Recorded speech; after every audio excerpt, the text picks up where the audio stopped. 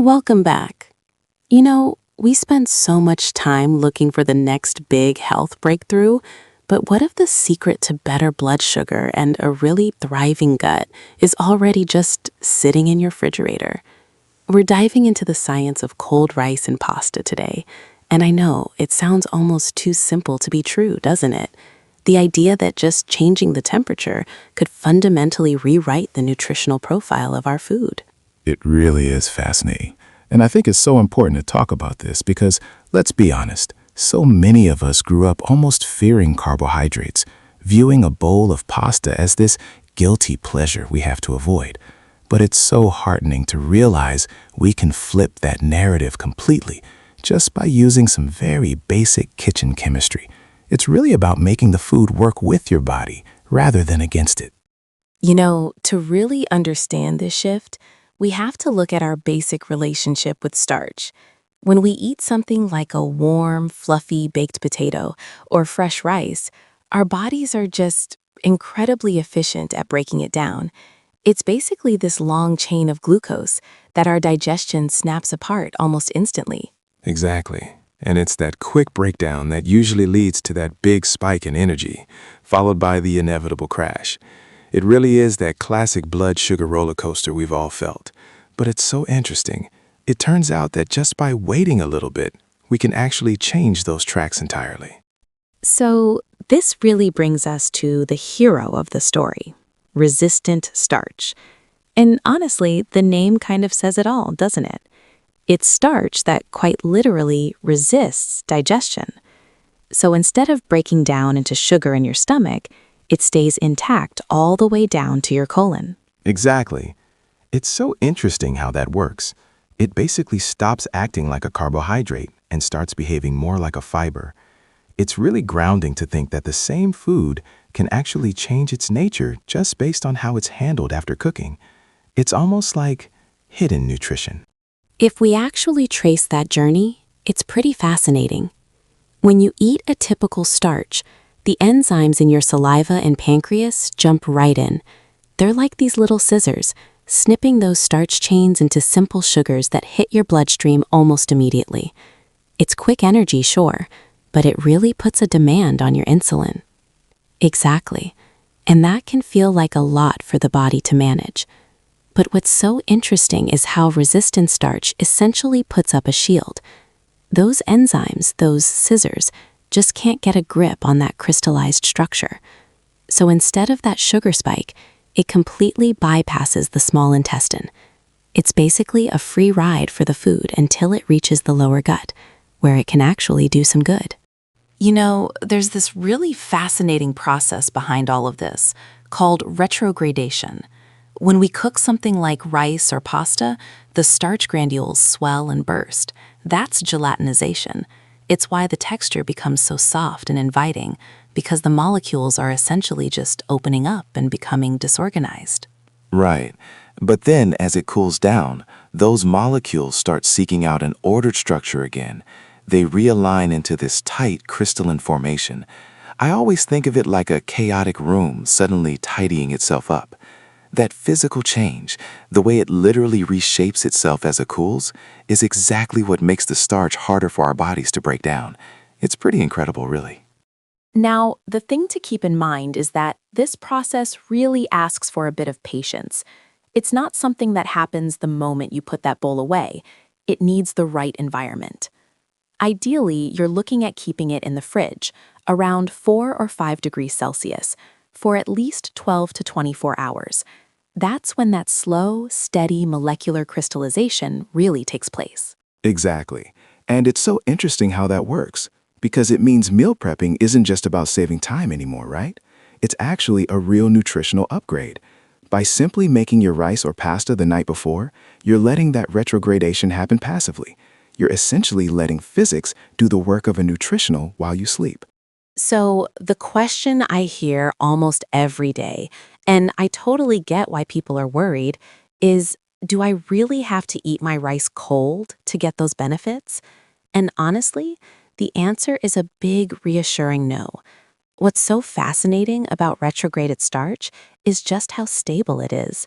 Once those crystals form, reheating the food doesn't just undo all that hard work. Right, and that's such a game changer, isn't it? It's so helpful to know that you can take yesterday's rice, toss it into a warm stir fry with some greens, and it still keeps a significant amount of that resistant starch. It's that lovely balance. You get the comfort of a warm, cozy meal, but you're still getting those metabolic wins from the cold rice. It's really the best of both worlds. So, once this resistant starch finally makes its way down to the colon, that's when the real magic kicks in. It's where those trillions of gut bacteria live, and for them, this stuff is basically a five-star feast. We can't actually digest it ourselves, but they certainly can. Exactly. And it's so interesting how we always hear about probiotics, the live bacteria. But this is a prebiotic. It's really the fertilizer that helps our good bacteria thrive. When we feed them this specific starch, they can actually crowd out the bad bacteria. It's a simple way to manage your internal ecosystem, and it's likely already sitting in your kitchen. So, once those good bacteria get to work fermenting the resistant starch, they produce a short-chain fatty acid called butyrate. And I honestly can't overstate how vital it is. It's the primary fuel source for the very cells lining your colon. It really is. And it's so interesting how that works, right? Just by eating something like leftover pasta, you're essentially reinforcing your gut barrier. That butyrate helps keep everything strong and steady, which helps prevent leaky gut and calms inflammation throughout the whole body. It's this incredible anti-inflammatory power we're generating right inside of us. So, what's really fascinating is that butyrate isn't just localized to the gut. Once it's produced, it actually travels through the bloodstream to reach our other organs. It's essentially signaling the immune system to, well, dial down that inflammation. And in a world where chronic inflammation is behind so many health struggles, that's just vital. Exactly. It really shows how everything is connected, doesn't it? I love the idea that a simple choice, like how you prep a pot of rice, can actually influence your immune system's sense of calm. It's so grounding to think of food as information, sending this clear message of safety and repair throughout the whole body. Let's circle back to blood sugar for a second, because it's so central to how we actually feel throughout the day. Since resistant starch essentially skips digestion in the small intestine, it doesn't trigger that sharp glucose spike. It's more of a gentle, rolling hill, rather than a steep peak. Exactly. And for anyone managing insulin, or just trying to avoid that heavy mid-afternoon slump, that is just huge. You're effectively lowering the glycemic index of the meal. It's the same amount of food, but your body is processing it in a much more sustainable, supportive way. You know, one of the most fascinating things for me is this concept called the second meal effect. The research really suggests that if you have resistant starch at one meal, it actually carries over, improving your insulin sensitivity at the next meal too. Exactly. It's so interesting how that works. So if I'm having a resistant starch-rich salad for lunch, I'm actually helping my body handle dinner better. It's almost like you're priming the pump, just quietly training your metabolism to stay steady and efficient all day long. You know, we should also touch on the calorie aspect here, because it's a really interesting piece of the puzzle. Since resistant starch acts more like fiber and isn't fully absorbed as energy, the calorie count of the food effectively drops. It's not a massive shift, but it's definitely significant enough to mention. Exactly. It's estimated that resistant starch has about half the calories per gram compared to regular starch. And I think it's important to say, we're not about obsessing over numbers here, but it's such a helpful bonus. You're getting that same volume and satiety, just with a little less energy density. It's just a very grounded, natural way to support your body. You know, when we talk about satiety, it's really about those internal signals. Resistant starch actually triggers specific hormones that tell your brain, we're satisfied. It's that deep sense of fullness that sticks with you, which is just so different from the quick spike and crash you get after a sugary meal.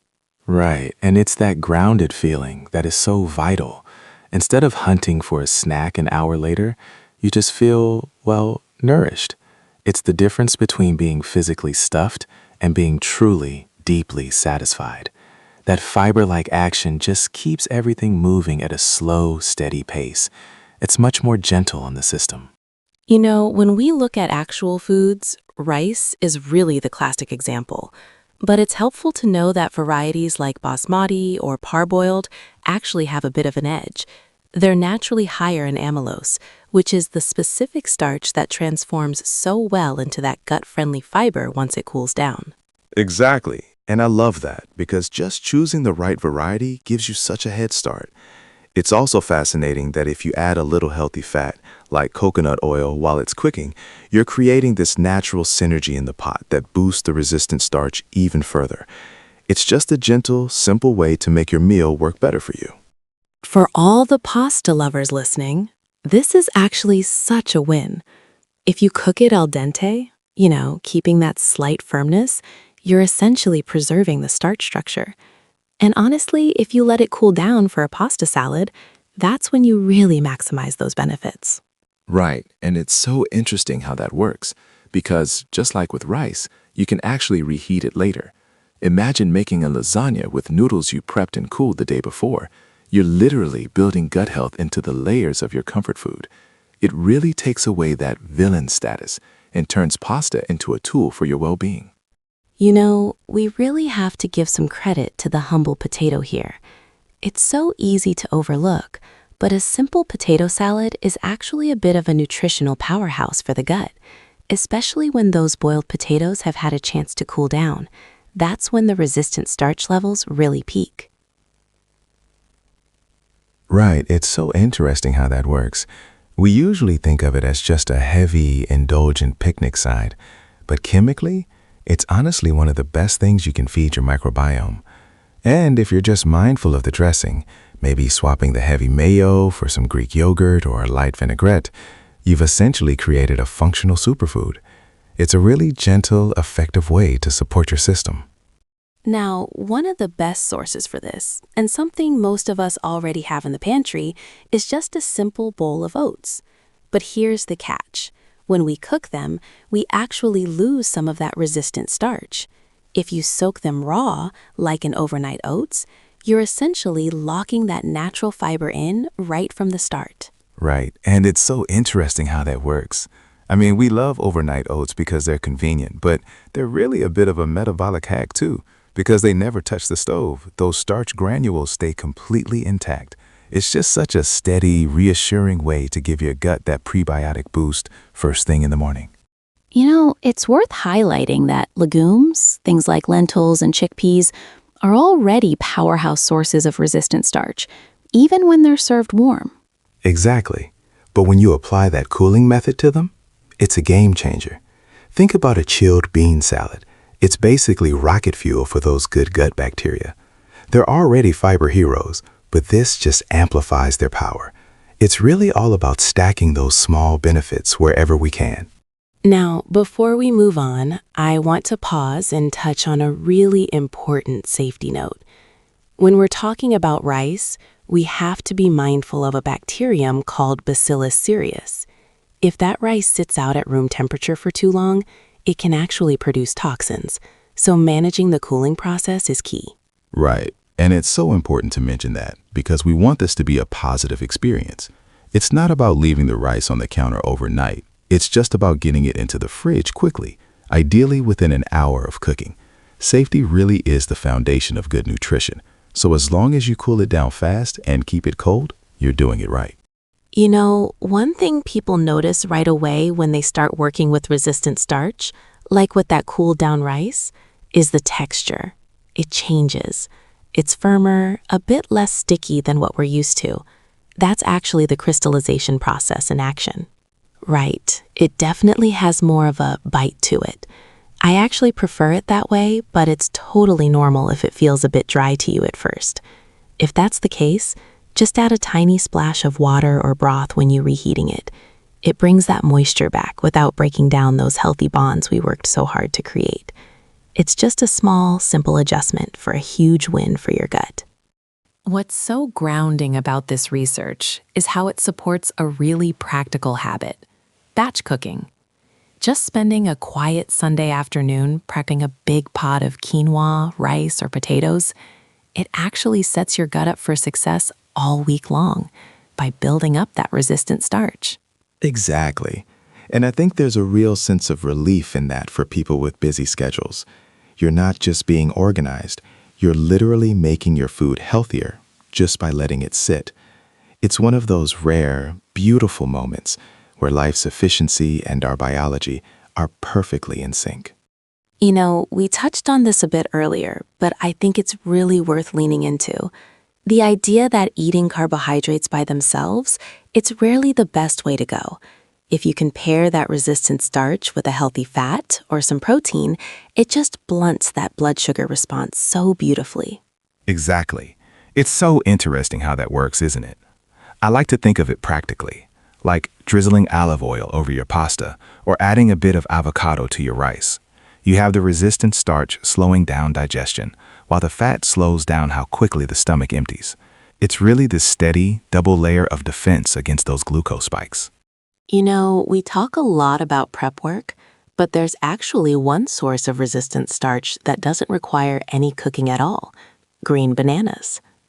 When they're still unripe, they're essentially pure resistant starch. It's only as they ripen and turn yellow that all those complex fibers start converting into simple sugar. Exactly. And I know the texture can be a little off-putting because they are a bit bitter, but a great hack is just blending a green banana into your morning smoothie. You really don't taste that bitterness once it's mixed in, but you're getting such a powerful dose of prebiotics. It's like nature's own gut health supplement, already wrapped in a peel. It's such a simple, grounding way to support your system. You know, it's so important to keep in mind that everyone's microbiome is completely unique. So, if you start adding more resistant starch and notice a little bloating or gas, don't worry. It's actually just a sign that those beneficial bacteria are finally getting to work and fermenting. Right, exactly. It's all about the transition. You don't want to go from 0 to 3 bowls of cold potato salad overnight. I always say, think of your gut like a garden. You have to give it time to adapt to that new fertilizer. Just listen to your body. The goal here is long-term comfort and health, not distress. Slow and steady really does win the metabolic race. What's so refreshing here is that it's actually sustainable. You aren't being asked to banish entire food groups. It's really more about the nuance of timing and temperature. It's a subtle shift, but a powerful one for the long term. Right. And let's be honest, deprivation is usually why diets fall apart. I love that this invites you to keep those favorites like rice and potatoes, but just optimize them. It moves the focus away from restriction and into preparation. It's just a much healthier, more grounded place to be with your food. You know, for anyone in the diabetic community, or even if you're just navigating prediabetes, this is such a meaningful tool to bring to your healthcare provider. It's really about reclaiming those carbohydrates that might have felt totally off limits before. Exactly. It's so empowering, right? Instead of that underlying anxiety about a blood sugar spike, you're using a simple kitchen method to get that sense of control back. It's a beautiful way to manage your health, provided you keep monitoring your own levels, since, as we know, everybody reacts just a little bit differently. And you know what's so lovely about this is how it really opens up a whole new world of creativity in the kitchen. We're talking cold soba noodle salads, sushi bowls, or those bright Mediterranean lentil mixes. That cold requirement, it's not a limitation. It's actually an invitation to explore. It really is. And it can be so comforting too. Lately, I've been making this cold rice pudding with coconut milk and fresh berries. It feels like such a treat, but there's that quiet reassurance knowing you're actually nourishing your gut microbiome. It makes cooking feel intentional and fun again because you know there's a deeper purpose behind every recipe. You know, when we really take a step back, it becomes clear that nutrition isn't just about checking off an ingredients list. It's actually about the physics of food, how things like heat, cold, and time change the structure of what we're eating. It's a reminder that food is incredibly dynamic. Exactly. And I love that perspective because it really turns our kitchens into these little laboratories in the best way possible. We're becoming active participants in our own biology. Just by letting our starches cool down, we're making this gentle choice for our gut health and metabolic stability. It's such a small habit, really, but the returns for a long-term health are just massive. I really hope this look into resistant starch has inspired you to see your leftovers in a new light. You know that Tupperware in the back of the fridge isn't just old food. It's actually a metabolic superfood waiting to happen. It's so interesting how that works, right? It's like a hidden upgrade. And honestly, thank you for joining us as we explored what's happening on your plate at that microscopic level. It's a lot to take in, but it's so worth it. Exactly. It's those small shifts that really add up. They really do. And we'd love to hear your thoughts on this. Do you have a go-to way to use leftover rice or pasta? Maybe a specific cold salad or a reheating trick you swear by? Share those ideas with us in the comments. Stay healthy and just keep experimenting.